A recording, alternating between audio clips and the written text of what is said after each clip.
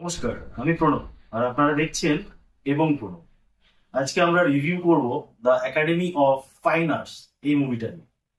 এই সিনেমাটা ম্যাক্সিমাম লোকজন দেখতেই যাননি। কেন যাননি জানি না। দেখলে বুঝতে পারতেন জিভ না থাকলেও টেস্ট কি করে পাওয়া যায়।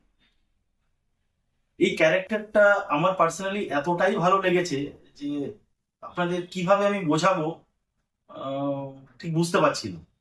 আর আপনারা এই ভিডিও দেখে এটাও বুঝতে পারছেন যে আমি কতটা এক্সাইটেড এই ক্যারেক্টারটা নিয়ে বলার জন্য।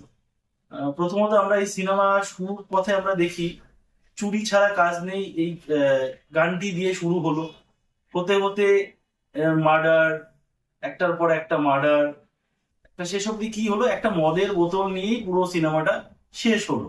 এবং একটা বন্ধ ঘরের মধ্যে কি করে ম্যাটারটা পুরো সলভ হলো।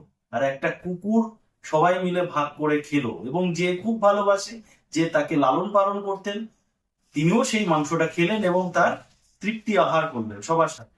যখন তিনি জানতে পারলেন সেই কুকুরটা কেটেই তাকে রান্না করে দেওয়া হয়েছে, তখন সেটি তিনি আর মেনে নিতে পারলেন না। তো আপনাদের কেমন লাগছে ভিডিওগুলো একটু যদি জানাতেন, খুব ভালো হতো।